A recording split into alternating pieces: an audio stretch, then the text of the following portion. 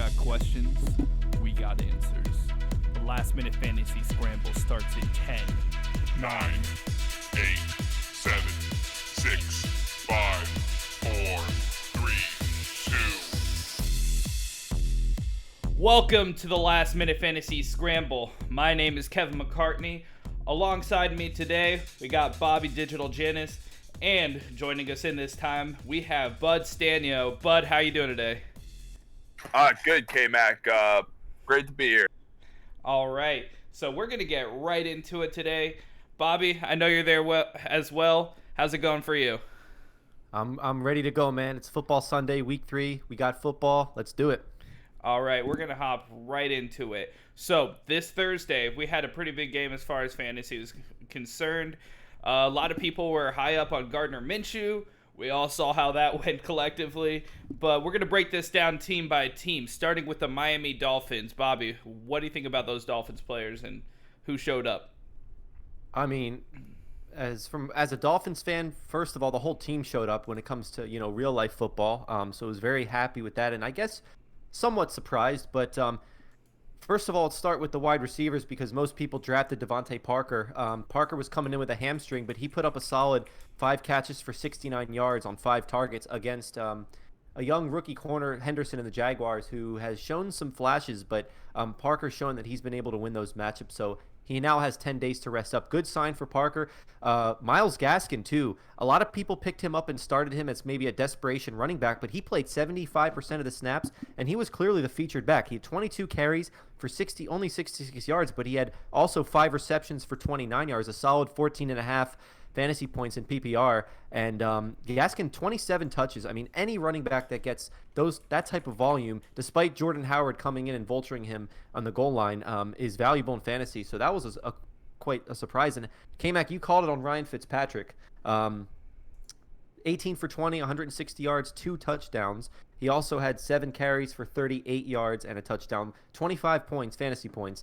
If the Dolphins can play efficient like that, run the ball with Gaskin and use Ryan Fitzpatrick, use him as many passing attempts, but they keep him efficient like that, he can really do some damage. He could be a solid bye-week filler type QB. So overall, impressed with the Dolphins. Their defense came around, but again, it's early in the season. It's the Jaguars, so maybe it's not much, but I was definitely encouraged by their performances, and Parker definitely is a guy that fantasy owners could be excited about moving forward.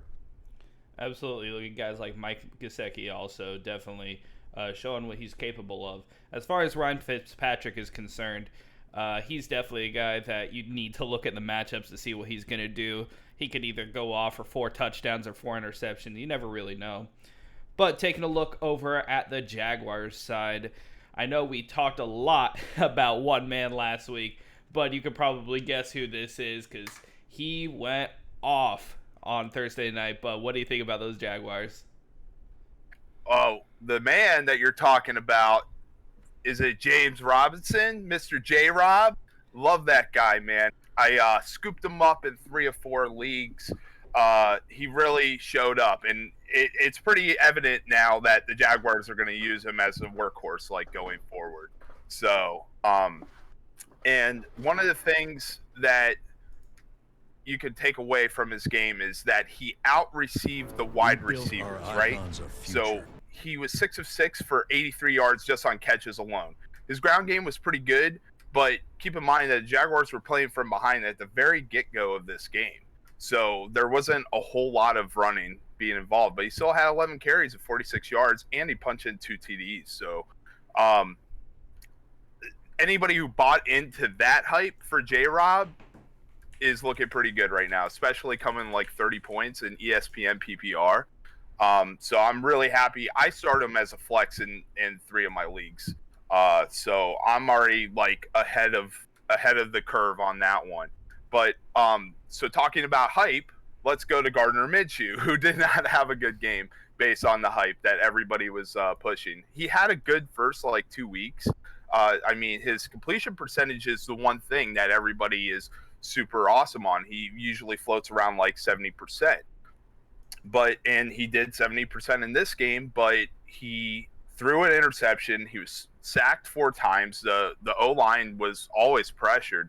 and he even fumbled once. So, I mean, going back to Bobby Digital's point about the Dolphins are just ultra competitive, and their record doesn't reflect that right now. They put up a good game against Buffalo, came close to beating them, and right out the gate, I mean, going 14-0, like the Jaguars look flustered, and then they didn't even have DJ Chark. That I think that was part of the problem of the offense not getting going, because DJ Chark normally creates a lot of separation.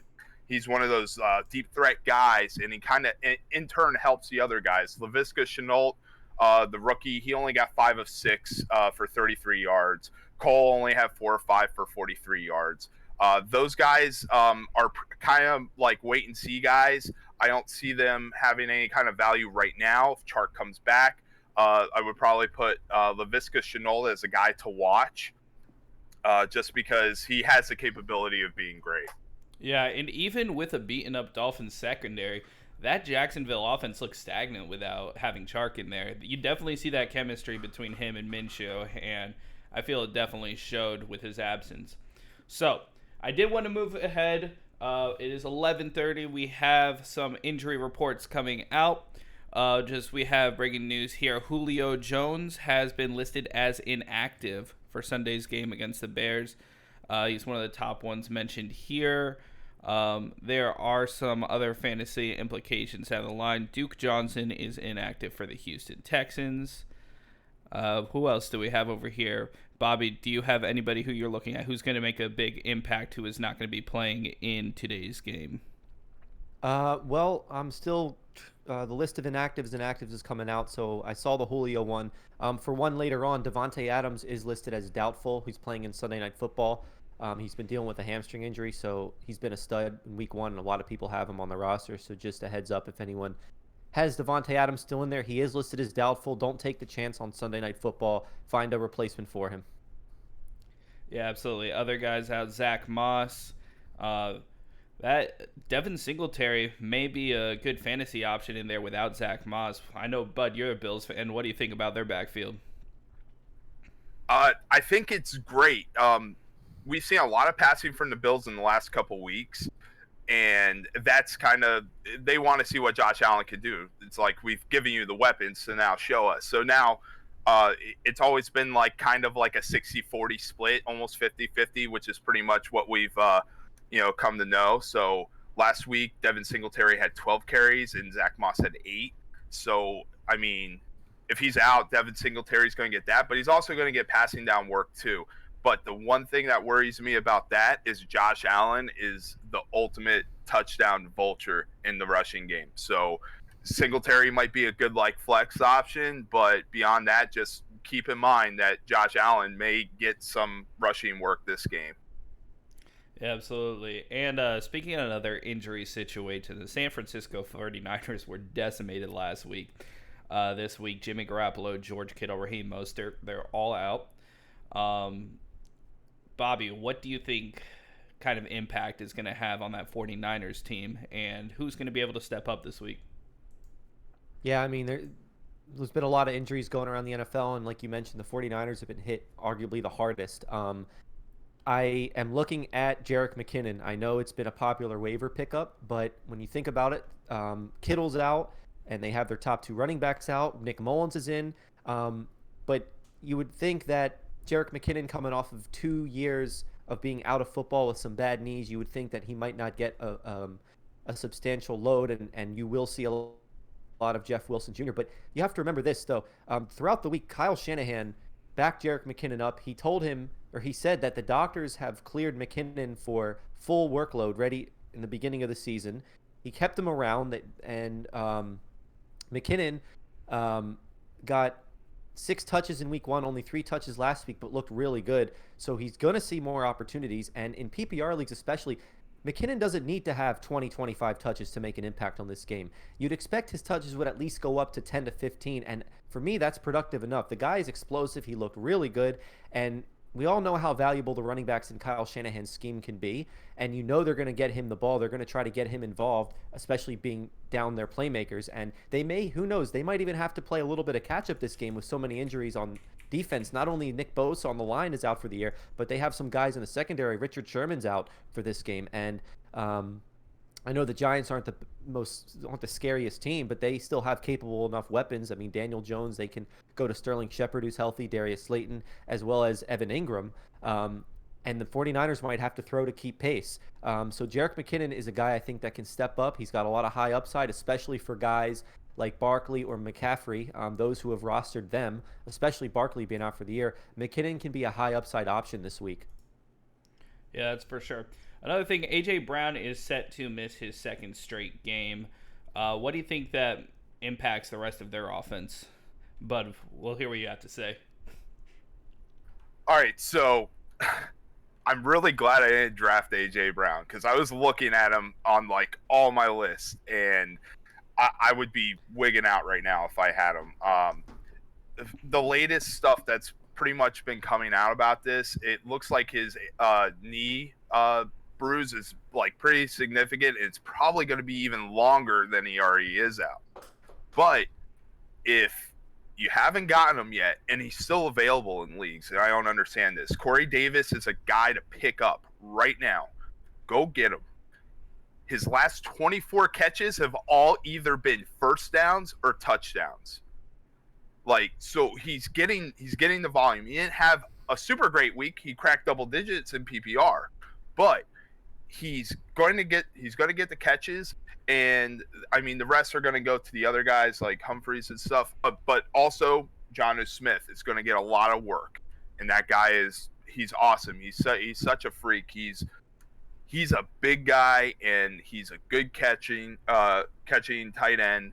And he's also going to be playing a high percentage of snaps because he's usually there throwing blocks for Tannehill. So it's something to keep in mind about that. That's a good point. And I did want to take a quick last rundown through all the updates of the 1 p.m. games. Julio Jones has been listed as inactive. Zach Moss is out. Dawson Knox, the tight end for Buffalo, is out. Duke Johnson, he is inactive. Kenny Stills is going to play over in Houston. Cam Akers, he is out.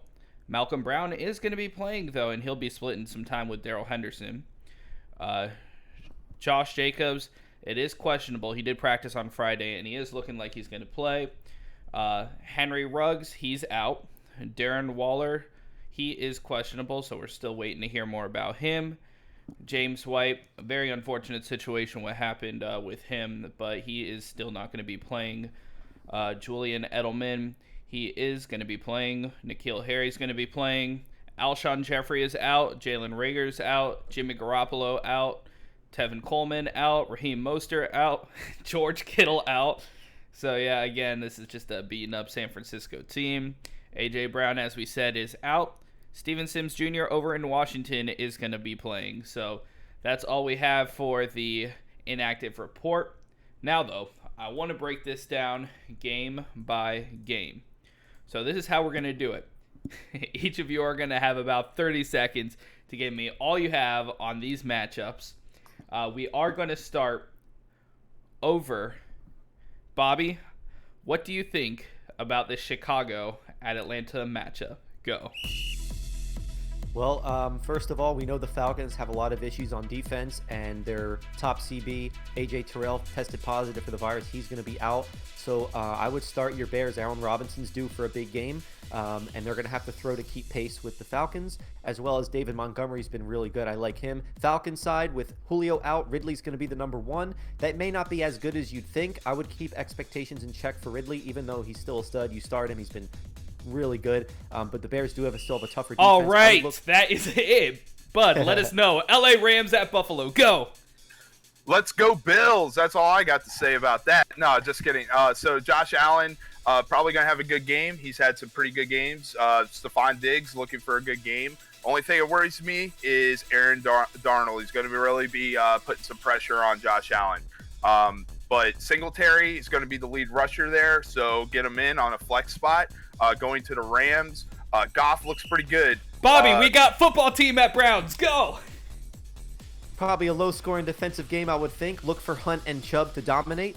For the Washington football team, love Terry McLaurin this week. Both defenses are streamable. You got any more than that? I'll let you go to the 30 I promise seconds. I won't Mac. cut you off this time. Okay. All right, I'll we're going to keep that in mind for the next game. All right, we're going to move right into Tennessee at Minnesota. What do you got, bud? I think Tannehill is going to be throwing the ball a lot, and I think Janas Smith's going to have a good game, and so is Corey Davis. Derrick Henry going to pound that ball, 30 rushing attempts today. Then going to the other side, Minnesota, let's hope Adam Thielen can get going, man. He had a bad week last week, and let's see Dalvin Cook. Good point. All right, Bobby, we have Las Vegas at New England. Go. I think the New England's going to win this one pretty handily. Josh Jacobs not 100%, Darren Waller not 100%, coming off of the high against the win against the Saints. Patriots at home after a tough loss against Seattle. Look for Cam and the Patriots to go very run-heavy here and control the game with defense. However, you still start Josh Jacobs, you still start Darren Waller. Just temper your expectations in a tough matchup. Edelman is a solid wide receiver 2 this week as well. Good point. All right, bud, we have San Francisco at New York Giants. Go. Oh, man, I don't like this game at all. There's something about MetLife, man. Apparently, that field's messed up. I don't like it. But I do think the running game for San Francisco is going to be the winner here. I'm going to put in Jeff Wilson in some of my DFS lineups. He's going to be low owned and have a pretty good matchup. But everybody else is hurt. Kittle's out. Garoppolo's out. There's not much to be excited about there. And the Giants, I think the passing attack is going to be really good. All right, Bobby, we have New York at Indianapolis. This is going to be a low-scoring game and a lot lower than people think. The Jets are horrible. I will admit that. Their defense, however, against the run has been relatively solid. We know the Colts want to run the ball. Big game for Jonathan Taylor.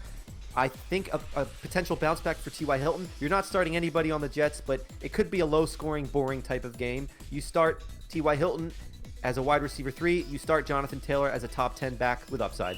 Bud, Houston at Pittsburgh. All right, so Deshaun Watson, you probably got to start him, but I don't like who he's throwing to too much over there. Getting rid of Hopkins was a bad move. David Johnson, be careful with that. Even though Duke Johnson is out, Pittsburgh has one of the best run defenses. Pittsburgh side, Connor, fire him up. He's going to have a good game. Big Ben, Deontay Johnson, and Juju all day. All right, Bobby, we got Cincinnati at Philadelphia. One of the harder games to predict. Again, I am in agreement with Bud and you, K-Mac. We all have shares of Joe Mixon in all of our leagues. Joe Mixon will have a bounce-back game. They had 10 days to figure out how to use him correctly, to get him on the field, and to take pressure off Burrow. We don't want him throwing 61 times. However, Eagles will win this game. Miles Sanders, huge game. Carson Wentz, bounce-back game. Eagles, I think, win it. Avoid Eagles wide receivers. Start Eagles tight ends. And I go with John's banger. Drew Sample could be in for a good game. Bud, Carolina at Los Angeles Chargers. Oh, CMC, why have you forsaken me? Oh, man. Get Mike Davis in if you haven't got him or severely overpaid for him with your fat budget. He's going to have some work. I'm expecting a big game from DJ Moore in this, though. He's bound to show up, and I think this is going to be one for it.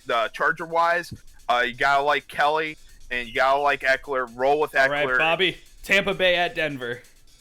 Bucks run away with this one easy. Melvin Gordon is a volume-based RB2. Avoid everybody else. With the Broncos, keep an eye on Jerry Jeudy's status, but I wouldn't start him as anything more than wide receiver 3. The Bucks will win this game handily through defense, through the running game, and through Godwin and Evans. They're going to go through them a lot. All solid starts. I like Fournette. I like Brady. I like Godwin. I like Evans. Bucks win big. All right, Bud. We have Detroit at Arizona.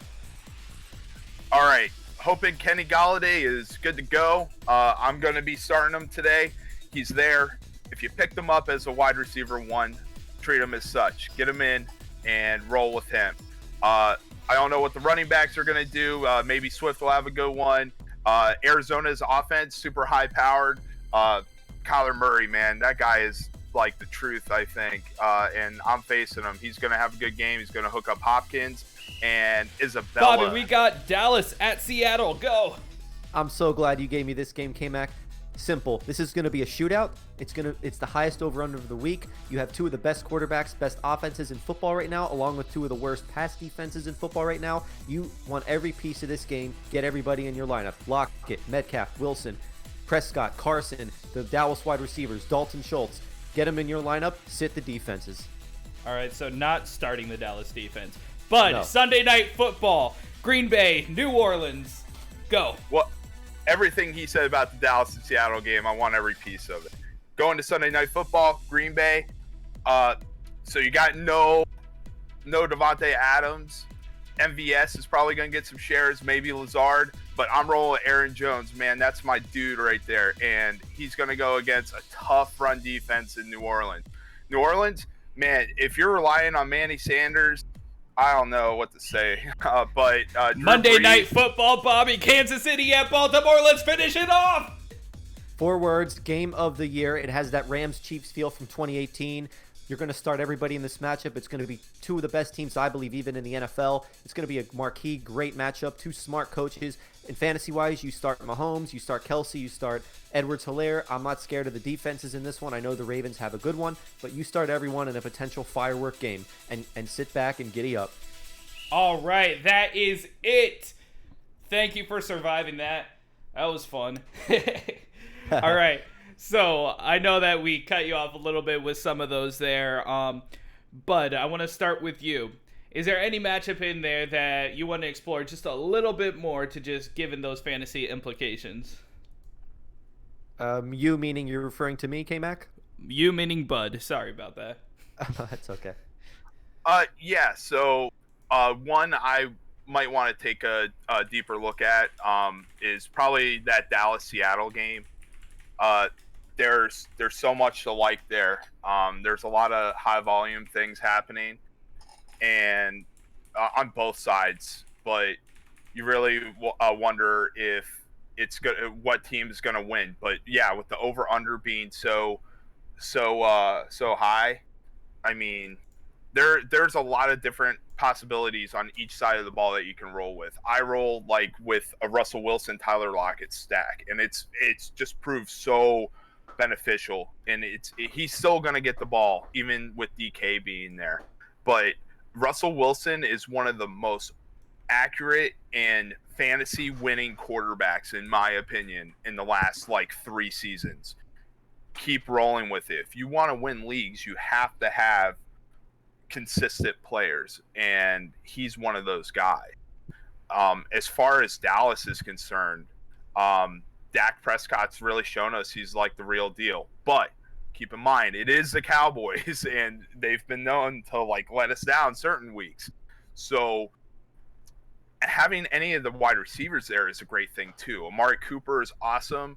CeeDee Lamb has really shown up as a rookie, and he's out catching Gallup, and it's one of the reasons I traded Gallup out, and I turned him into Robert Woods, just because I don't see him being able to keep up with CeeDee Lamb. He seems to be a favorite target, and Zeke Elliott being there and actually getting more of the pass catching work. That's something that's really really good for him, especially if you're in a PPR league owning Zeke.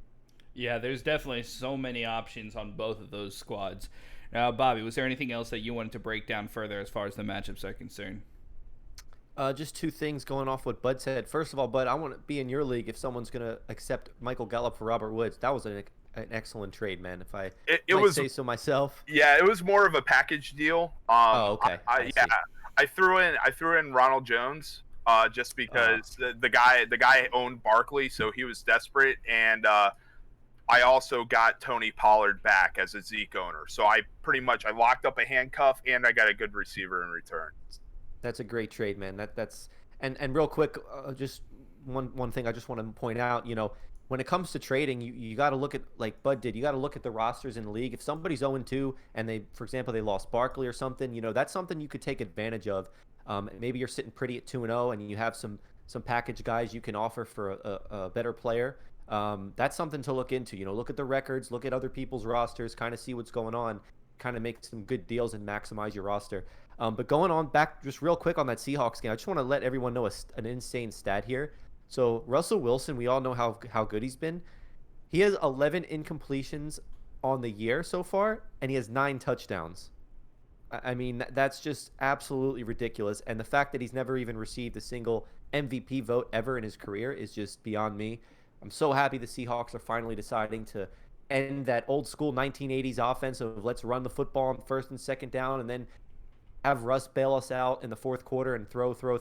But no, now they're doing hashtag let Russ cook. They're actually letting him throw the ball. They're letting him air it out. And that secondary in Seattle isn't what we've been accustomed to with the Legion of Boom anymore. And they are giving up tons of pass yards. So that keeps Wilson and the boys in a positive game script every week. They still should have run it against the Patriots, just saying.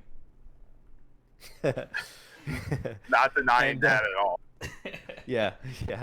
And the other thing, just wanted to touch on that Packers and Saints game. Maybe this is an unpopular opinion, but I think this is going to be a lower scoring game than people think. You'd think with Rodgers and Breeze and Packers Saints, it's going to be a shootout, but the Saints have a good defense. They didn't show up against the Raiders. You'd think they're going to be raring to go now. They're at home. They know they can't fall to 1-2, and the Packers do not have Devontae Adams. And last year, without Devontae Adams, they did struggle to put up points in a lot of games. And Aaron Jones, your boy Bud, and I love him too. I had him last year on a few leagues. He's a stud, and he's going to get all the work. And with Adams out, he's going to be the focal point of the offense. But that's really it in Green Bay. I don't trust the receivers behind Adams. And the Saints do have some excellent secondary players. Janoris Jenkins coming over from the Giants, and Marshawn Lattimore, the stud CB. And then we saw how the Saints offense struggled as well without Michael Thomas, and Drew Brees might be looking a little older. So don't be surprised that this is a lower scoring game than you think. However, you don't get cute. You start your Kamara, you start your Aaron Jones. That's all, K-Mac. Yeah, absolutely. And a lot of people are asking, there's so many stars that they're like, all right, I drafted these guys in the first round. Should I sit them against the high hand? I mean, in my personal opinion, if you drafted somebody that high and they could go off for like 25 plus points any week, you got to start these guys. You got to start your Aaron Joneses, your Ezekiel Elliott's, Kamara's, like all these guys. But that being said, I want to move on and start to answer some of your questions, starting with John, who asks, Evan Ingram or Emmanuel Sanders flex PPR? Bud, I'll let you take this one. Evan Ingram or Emmanuel Sanders. Okay. So Sanders has not really been getting the work the last few weeks. And that's with Michael Thomas out. So, but Evan Ingram, it's also the same thing, but at least he's getting catches. So I would probably go with Ingram here because the passing attack from New York is pretty much all they got at this point. They have a running back carousel over there. We don't know who's really doing what. Is Devonta Freeman going to get a whole bunch of carries today? We won't know until we see the game. So, but expect Daniel Jones to be throwing that ball. Evan Ingram is probably going to get a lot of catches today, and I would probably chalk him down for a touchdown too. Yeah, Bobby, what are your thoughts on that question? Yeah, I'm actually with Bud here. Maybe a week ago I would have said Sanders, but I agree with Bud on his take about Sanders in this Saints offense. I just don't trust anybody in this offense outside of Kamara. As crazy as that sounds, you'd think it's the Saints, but sometimes you don't realize the impact that a player has, not only for their quarterback stats, but for everybody else and the rest of their offense with Michael Thomas being out. So, yeah, I would agree with Bud. I like Ingram again against the 49ers, who aren't as scary as a defense as we've come to know in the years past. And like he said, they are going to be throwing the ball because they have a lot of questions at running back right now. So, yeah, I would lean Ingram in this one as well. All right, Bobby, I'm going to start with you on this next one. We got two high hands going up against each other, Deontay Johnson or Kareem Hunt, also PPR. Yeah, that's actually a really great question. I think it's a lot closer than you think. However, I would have to just slightly side with Deontay Johnson. I mean, this guy has the wide receiver one usage in Pittsburgh. Now, we know Juju's there, so we don't know if that's going to last, but we do know that he's seeing a healthy target share. He's clearly a favorite of Ben Roethlisberger, and he is just an excellent player. He really came on last year. He's clicking well with Big Ben. The matchup's good against Houston, and his role is secure. Kareem Hunt I love as well though. So he's a solid RB2 in PPR leagues. He's the number 9 ranked running back right now. I mean, he did have an inflated game on Thursday Night Football, but long story short, I still like Johnson upside, or I'm sorry, I still like Johnson's a little bit safer than Kareem Hunt, and I think he's about to take off again. So I would go with Deontay Johnson here, Bud. Yeah, totally with you. So one of the things I actually read this week is that in training or in practice, excuse me, him and Big Ben have been developing great chemistry, and that's from both of them. And one of the things is Deontay Johnson wants to make Ben look good, so he's been trying to work on the timing of his routes. That tells you a lot about him trying to be where the ball is going to be and the routes that he's running. So Deontay Johnson is definitely a guy that you want to keep an eye on. I would start him. Hunt is good. He's had some good games. We know that they got Chubb over there too, but expect Chubb to probably take from Kareem Hunt certain weeks. It's going to be on and off. Deontay Johnson just seems like a more consistent start, in my opinion. Yeah, and I want to take a minute and just talk about that Cleveland backfield. I know I've discussed it at length with Bobby, but do you think that this Cleveland backfield could support 2 RB1s? Yes, but it's dependent on the offense staying surefire. We saw it last week, but before that, it was like a lot of question marks. Is Baker the guy? Is this gonna, be a team that can be good going forward? You're in like one of the most competitive divisions, always has been.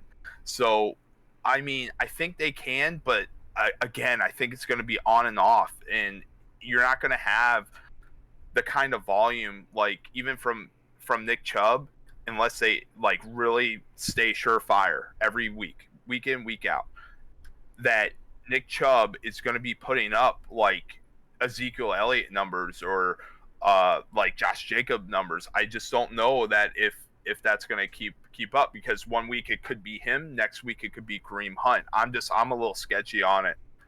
Yeah, they both have that top tier running back potential. However, when you put them in a backfield and one that may not be so good and like frankly just be behind a lot of the time, I'm not sure that I trust them all season long. But Bobby, I've already talked to you about your thoughts on this, but why don't we say it over air what you think about these two guys? Bobby? Yeah, well,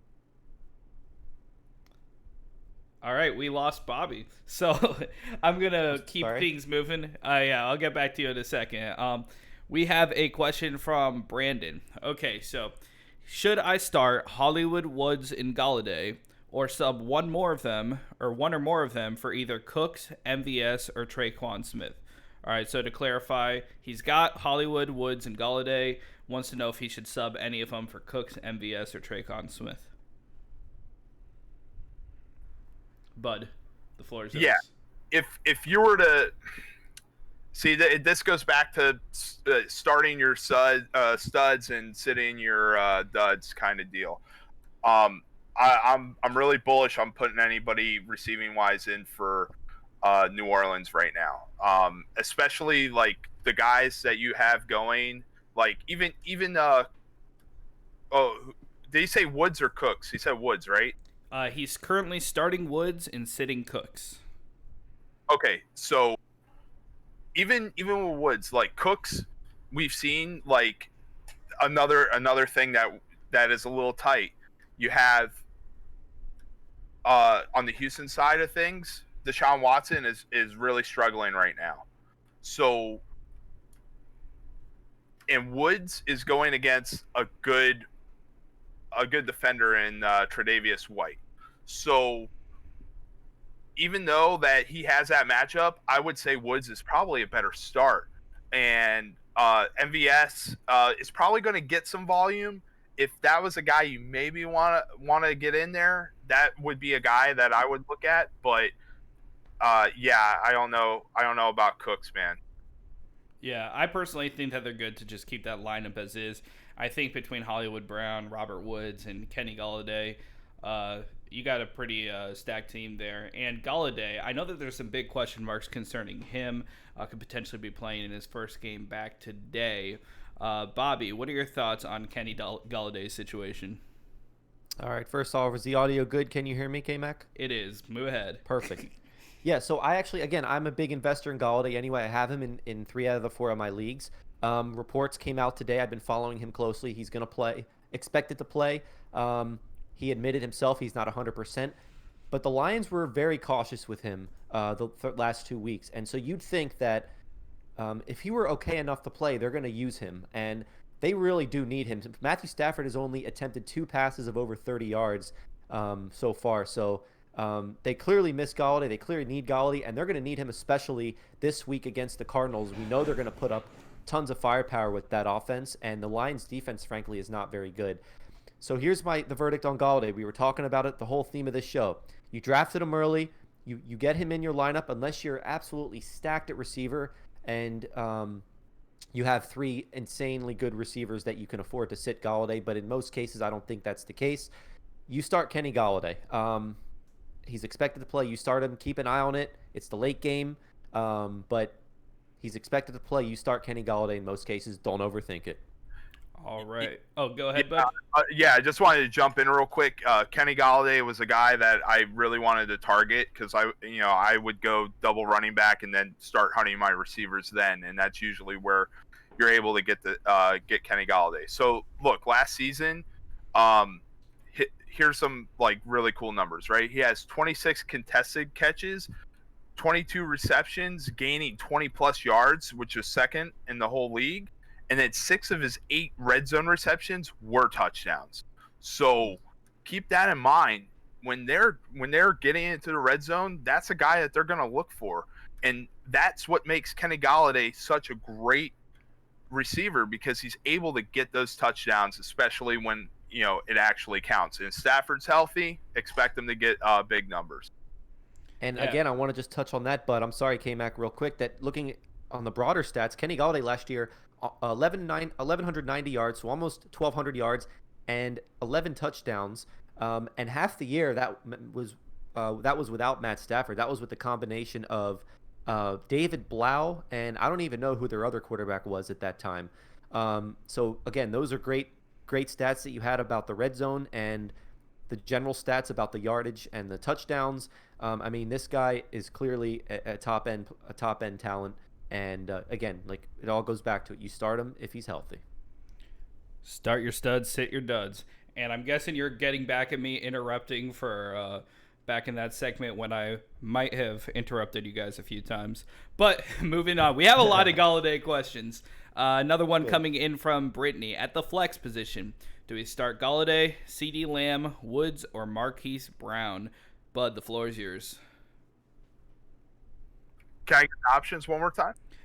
Kenny Golladay, CeeDee Lamb, Robert Woods, or Marquise Brown? All right, so I'm in the same boat as far as Robert Woods goes, aka Bobby Forrest. So I'm going Golladay actually in that. This is my wide receiver 2 position, and I have Calvin Ridley otherwise, but we just talk so much about Golladay, and he's back, and you at least owe it to yourself to roll the dice. If you picked him there, you gotta start him. Yeah, for a lot of people, Kenny Golladay is your first wide receiver pick. So if he's available, there you go. Bobby, same thoughts for you? You know what? No, actually. Only because there's a name in there that I'll get to later who I'm going to talk about more. But I'm personally extremely bullish on Marquise Hollywood Brown this week. I think he is a top 12 receiver option. I'll get into him more later. I would actually start Hollywood Brown over Kenny Golladay this week. I know I'm crazy, but I have him over Golladay in one of my leagues where I have to start him. So if you have to choose between those two, assuming you have a stud number 1 wide receiver option, I would personally go with Hollywood Brown over Golladay. But either way, both of them clearly over Robert Woods, and in most cases, I could see where Bud's coming from. You start Kenny Golladay where you can, but me personally, I'm going Hollywood Brown over Kenny Golladay this week. And this last question from Mina concerning Golladay, and I think I know how this is gonna skew. Deshaun Jackson or Kenny Golladay, half point PPR flex. Bobby, I'll let you start this off. Yeah, I mean, like we were saying, clearly Galladay. But I understand the question because you wonder about, you don't want to have a guy who's maybe going to be on a snap count or his hamstring's not 100%, and it's a natural concern to risk that to worry about injury, for a guy that's coming off of a hamstring injury, and those can linger. And Deshaun Jackson, though, I mean, he has that boomer bust capability. He could potentially just go off against a good matchup against Cincinnati, but. So I understand the question where you're coming from. It sounds crazy on the surface, but trust me, I get it. But no, it is clearly Golladay. He's a stud. You start your studs. You drafted him high. That's my opinion. But I'm guessing you have the same thoughts. Why are we trusting Carson Wentz right now? Anyways, like I wouldn't go Golladay all the way, man. All right, speaking of Carson Wentz, in that Philadelphia situation, what do you make of their tight ends? They got two guys who could be potential number one tight ends. Not really sure who's it going to. One of them trending up, one of them trending down. Bobby, why don't you answer what's going on with that Philadelphia tight end situation? Yeah, well, first off, Ertz and Goddard are both top 10 tight ends, especially when you look at the fact that the Eagles have just been decimated by injuries on their receiving core. Jalen Reagor can't catch a break. He's out with that thumb now for, I think it's 6 to 8 weeks or more. Alshon Jeffrey's not going to play. And, again, Carson Wentz, like Bud was saying, hasn't looked great at all. And yet he does have chemistry with Goddard and Ertz. And sometimes tight ends can be a safety valve. The target share for those two has been overwhelming. I mean, those guys are like the top two receivers on any given team. So they're clearly the big part of that passing game. Though it can both be rolled out there as top 10 options this week confidently. Bud, what's your take on those two guys? I like Ertz and I like Goddard both a lot. The one thing that worries me if I'm an Ertz owner is that Goddard is going to vulture a lot of the touchdowns. Ertz gets the volume, but he's been finding the red zone a little bit less. I like both of them, and if Carson Wentz is getting the ball to guys, it's going to be those two dudes until he has a full strength receiving core.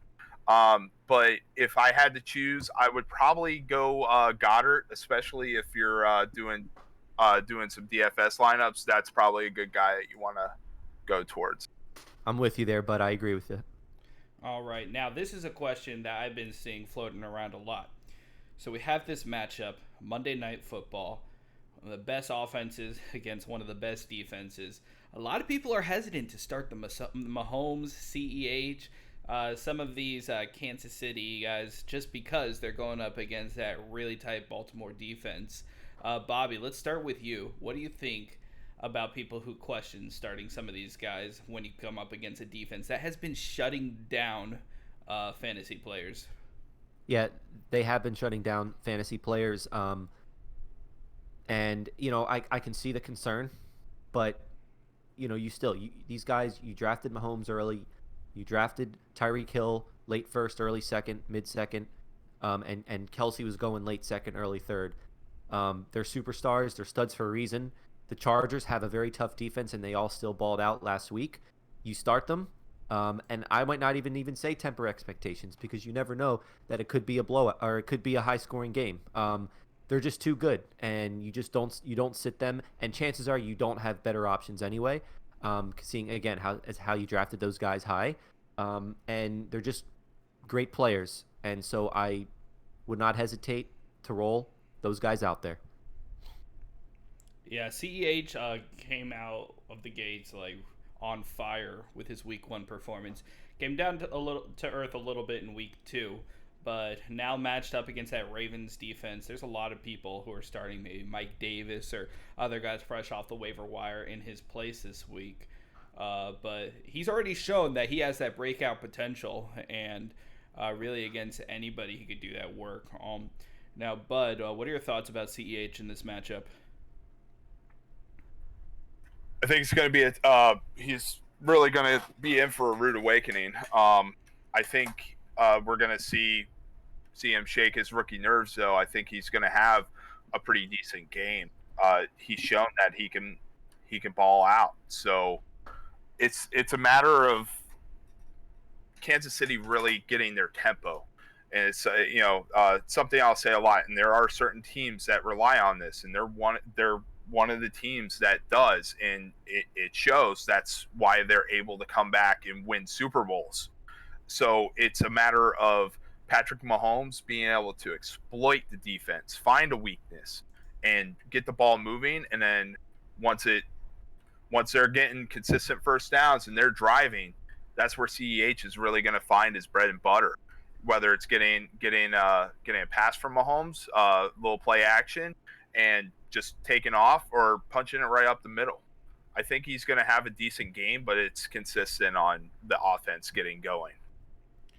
And if I just want to jump in on CEH again, if he was a 4th or 5th round pick in fantasy this year, which means maybe you would, if that's the case, you might have 2 other running backs that you drafted ahead of him. Maybe like a Miles Sanders, let's say, that type, then you would maybe consider having CEH on your bench. But because he's probably your first running back that you drafted, you're not going to have better options over him unless you're just insanely stacked at running back, which is kind of rare. So yeah, I mean, I agree. He may be in for a rude awakening. It will be a tough matchup, but you most likely don't have the option to sit him. It really kind of depends on your roster. Every situation's different, but I'm with Bud on that one. Just want to let you guys know that. So I want to move on to this next question. I've seen a couple people ask this matchup. We got Marquise Brown, Russell Gage. Now, Russell Gage is very interesting, especially with Julio Jones going out. He has been balling out those last couple of weeks. And with Julio Jones out, you're going to expect more targets heading his way. I think he's definitely one of these players that a lot of people are trying to start.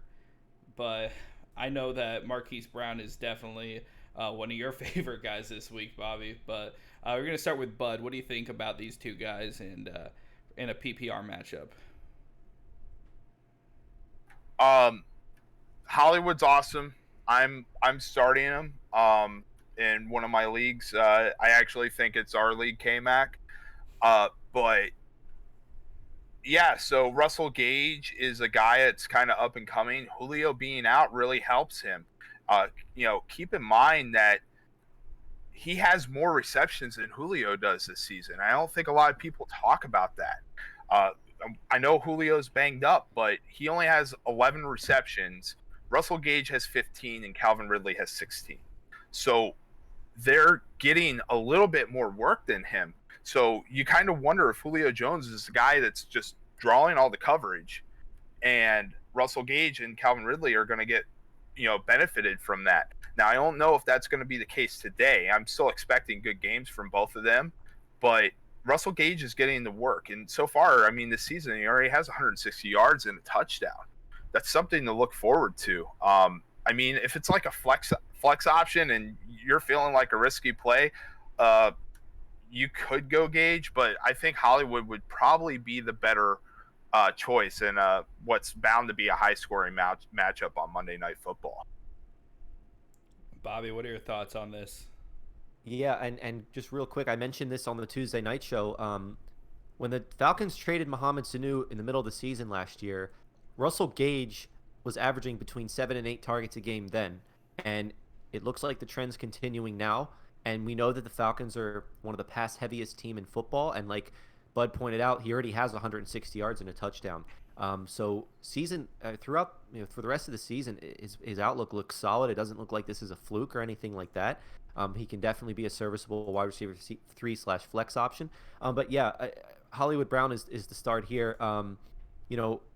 One thing too, in terms of Kansas City, their top cornerback Brashad Breeland, who's been pretty solid over the years, is still going through a 4-game suspension. He's out, and then their next best cornerback, Tredarius Ward, is dealing with a thumb injury or a thumb fracture, and he's questionable. And even if he plays, you would think that would be harder. And so it's going to be a great matchup off the bat for Hollywood Brown. And the Baltimore Ravens really didn't have to throw the ball much the last 2 games. I mean, they dominated Cleveland, they dominated Houston, They're a run first team anyway, so that may cap Hollywood's upside in certain weeks. But in a week like this, Monday Night Football, and also add to the fact too that Lamar Jackson in the playoffs was exposed the last 2 years on national TV. And a lot of big knock on him was he can't throw the ball. He's not a good pocket passer. He's just a running quarterback. And I think Lamar Jackson is going to come on national TV on this big stage, is going to want to prove to some people that he can sling the rock too, and the Ravens can win in a myriad of different ways, not just running the football. And that only bodes well for Hollywood Brown. One last stat on him as well. Hollywood Brown leads the league in ADOT, which is average depth of target, meaning that for each target he gets, he has the most air yards per target. And that's also a pretty significant stat. So he's getting chunks of yards as well. Another year healthier, put on a lot of weight, another year of chemistry with Lamar Jackson, and it's going to be an element to the Ravens offense that is going to be much improved this season. So especially for this week, I say giddy up, fire up Hollywood Brown. All right, so that is about the time that we have for the questions for now. May have time for a little bit more at the end. This next segment, I want to talk about our breakout players of the weekend. First, I want to go back and recap what we had on the Thursday night matchups. John, who is not here today, well, let me start with this. So for our breakout players, this is how we judge it. We go off of ESPN's PPR projections, and we all go around the table, decide who we think is going to outperform their projections. So ESPN may rank someone at a 12, and if they score 16, then that's 4 points higher than we think they're going to get. That being said, I want to go back and talk about our picks from Thursday Night Football. Bobby chose DJ Chark, who did not play, so that is a non-factor. John, who is not here today, chose Preston Williams, projected to get 11 points. He got 8 points. And I picked Ryan Fitzpatrick, projected to get 17 points, got 24. So I won that one, and I'm using this little time to brag. Now, moving on to this week. I want to start with John's pick. John is not here today, but he did give his pick, and I have lost it. But I believe it was CD Lamb up against that Seahawks defense. He definitely likes that matchup this week. As everyone's already mentioned before, we got a lot of firepower going off against each other. Now, moving on to Bobby, who do you have for your breakout player of this weekend? I mean, it's Hollywood Brown. I already mentioned some of the facts as to why I think he's going to have a great game, and I'll just get into the numbers here. So on ESPN, in PPR leagues, full PPR, Hollywood Brown is projected for 14.6. I believe he's going to clear 30. And in PPR leagues, I believe he's going to have 30 or up. That's my guy on Monday Night Football. All right, Bud. Floor is yours. Who's your breakout player of the weekend? So a guy I think that's going to really pop off is AJ Green.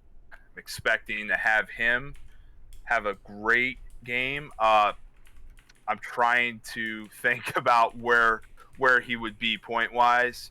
But look how many times he's been targeted. He got the ball thrown to him, I think it was 13 times last week. And that's something to look at. Like, Burrow is trying to get him the ball, and they're trying to develop their chemistry right now. There were some overthrown, but some were in AJ Green's hands. He's trying to find his footing as far as the coming back from injury game is looking to go for him. So it's going to be there. And if I had to guess, I think we're going to see a touchdown. We're going to see probably 5 receptions. I'm expecting them to probably put up maybe close to 20. So let's just go ahead and put 20. I think it's going to be a good day for AJ Green. All right, AJ Green. And just going back, last week we had John's banger of the week, Drew Sample. This is not my pick, by the way. I just wanted to get it started. But, yeah, Cincinnati really does seem like a team. Joe Burrow in his first year, he definitely seems to like that tight end to throw to. And Drew Sample could be one of those guys moving forward, especially if he's not hitting his wide receivers as much as he's expected. So now going into my pick, this is a guy that I drafted in all 3 fantasy leagues, and I'm partially willing this into existence, but the other part of me really thinks he's going to have an explosive week. Going with a wide receiver theme, I'm going to go with Allen Robinson. He is matched up against Atlanta. That is another one there I could see the Chicago offense coming to life. Still not 100% sure on Mr. Trubisky. He's definitely a better fantasy option than he is a reality option, but he hasn't been doing too bad for the start of the season. But Allen Robinson has been due for that breakout week. I see him going off tonight. And, I'm expecting big things out of Allen Robinson. He better get big things or else I'm going to go crazy because I have him in every league. I'm with you, man. He's really struggled, and he's a far step from what he was last year. He's definitely, due, and I mean, the Bears need to get it done. The Falcons are kind of struggling right now, and it's good to take advantage of that. Their defense isn't all that good, so get the ball to Allen Robinson and let him score some points. I'm with you. I'm with you too, K-Mac, and I just want to throw out something really quick before we end. Darren Waller and Josh Jacobs are both active today. That officially came out. And again, if you're wondering about the 49ers running backs, I like both McKinnon and Wilson as flexes. I know Bud mentioned he's going to have a lot of Wilson in his DFS. I believe Wilson handles more carries, and they run him a lot of times on the goal line. He's done that before in the past. But I also believe McKinnon is better for PPR and has a lot higher upside, and he may not see, again, 20, 25 touches, but he's going to have increased volume, and even 10, 15, 16 touches for Jerick McKinnon. He's been very efficient with them, and I think you can play him as an upside flex as well, because I've just been seeing, again, a lot of questions about those, and that is all. All right, so one last question. And, Bud, I know you're the Buffalo Bills fan, so I'm going to start with you anyways. Stephon Diggs. A lot of people talking about him being a good late draft steal. Other people talking about this is the time to sell high, get rid of him now before he comes back down to earth. But what are your thoughts on this guy who is already leading the league in receiving? I think it's great. I love the trade from day one. I like Stephon Diggs a lot. Even when he's with Minnesota, he was a guy I had a lot of shares in. Last season was a roller coaster season for him, but I think that's in part to what's going on in Minnesota. They got problems. Kirk Cousins has got problems, but I think him coming over to Buffalo is one of the greatest things because he's the last piece to the receiving core puzzle over there. John Brown is great, loves smoke, and Cole Beasley is a great slot guy. So putting a monster receiver there and Stephon Diggs is great. And you know what? If you're wondering what you should do with them, and you think it's time to sell high, I would just wait and see, because today is going to be one of the toughest matchups. He's going against Jalen Ramsey, right? And we know Jalen Ramsey always jaws about Josh Allen. It's been a consistent thing. He always talks smack on us. So I would expect Josh Allen to be lighting up Stephon Diggs today, and it's going to be big numbers, or it's going to be the other way. I'm hoping that it's going to be big numbers for both sides, but I think from a fantasy perspective, I don't think he could go wrong. I think he's going to be good, and he's going to be somebody you want to hold on to, because the Bills have the second toughest schedule in the NFL. I'm going to say that one more time. The second toughest schedule in the NFL. Get over it. but they do have a tough schedule coming up the next few weeks. We're playing. They play the Dolphins and the Jets 4 times a year. Come on. I know, but still, like, we're going through the tough stretch now. Yeah, so it's like you got Rams, you're getting the Raiders, and then you're getting Kansas City. So the schedule is going to be kind of tough, but Diggs is the real deal. So I say go for him, because he's going to end up being probably a top 10 wide receiver this year. That's my opinion. All right, I like the sound of that. Just plugged in Diggs with Julio Jones being out on my team. And that is about all the time that we have for today. Thank you all for listening, and thank you all for asking your questions. We really appreciate it. Hope you like and subscribe and follow us and do all that stuff on all the platforms. We go live on Twitch every Tuesday, every Sunday. We're out on Spotify, Apple Podcasts, more coming soon. Really appreciate all of you taking the time to listen to us today, and hope your teams do great in fantasy football this week. Alongside Bud Stanio and Bobby Digital Janas, I'm Kevin Macartney, and that's all we got for today. Thanks for tuning in.